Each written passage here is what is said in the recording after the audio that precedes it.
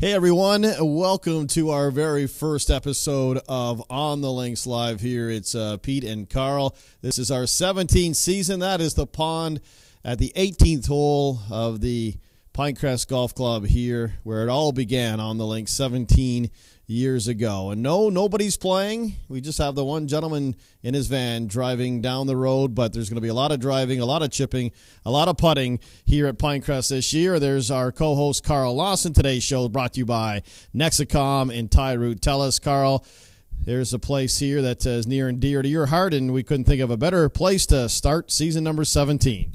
Well, thank you, Pete, and good morning on this April 4th, rainy morning. April showers bring May flowers. You knew that. And it's funny that you say On the Links did all begin here 17 years ago. But for me, it started back when I was 15, actually. I worked in the kitchen here, and I played my first games of golf right here at Pinecrest. So, yeah, it does feel like coming home when I come here. And speaking of coming here, the other guy that I knew when I was 15, he was a couple of years older than me at St. Pete's, and so he got to sit at the back of the bus. Mr. Bob Dixon, owner, greenskeeper. Sure. Sure. Yeah, well, that was the short bus, wasn't it, Carl? It was. Yeah, we were on the short bus. We're on the short bus.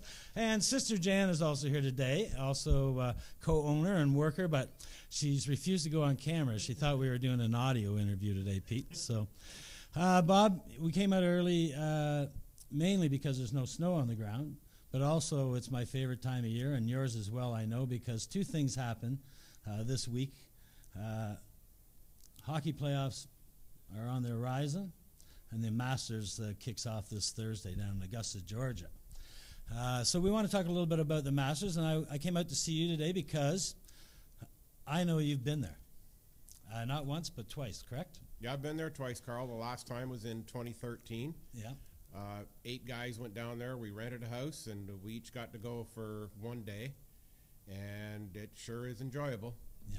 And the golf course, it brings to mind a couple things about the golf course that people may not know. Right. And one of the things I found interesting is, if you ever notice the water ponds, the grass runs right into the water. Of course, yeah.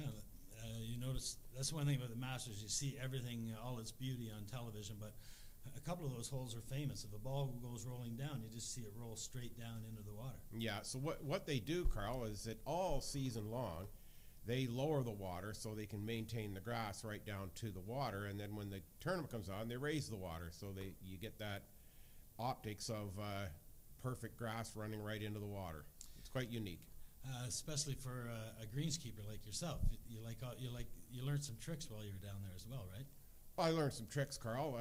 Tricks that maybe we can't do in the northern climate here, but they don't spare any cash down there. Again, most of their greens now have underground heating and cooling, so they can maintain the soil temperature year round. Thus, they can grow bent grass, which is a little difficult in that area of the country because of the heat. That's right, because originally they were Bermuda, right? And they switched to the bent grass. Yeah. Years ago when it was built, what's that guy's name? What's that guy's? Oh, the guy that Roberts. No, the first general manager. Bobby Jones. Bobby Jones. Oh, there Bobby you go. Jones. Yeah, well, I don't know why I forgot about that. Sure. But Bobby Jones started this golf course, and another. This is an interesting history. This golf course, this tournament, wasn't a biggie at the time, but because it starts right at the end of baseball training, the baseball writers were heading home, and back then it was on trains, and they said, let's go in and see what this golf tournament's all about, this Bobby Jones guy, and that's how it really took off and started getting some notoriety. Good one. Bobby Jones, by the way, is the president of the Masters in perpetuity. He started the club, and they made him the president for all time. So, and also maybe the greatest amateur of all time. I would say so. Yep. Right. Yep. That's another interesting thing about the Masters, and one of the things that makes it unique is the amateur aspect, of course.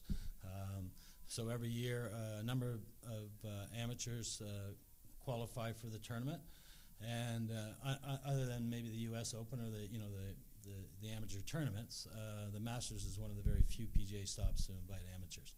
That's right, Carl. They actually they really do promote amateur golf, And they just finished with their drive, chip, and putt contest, their second year for that, where they're encouraging junior golfers. So they're trying to promote junior golf, and they do it quite well.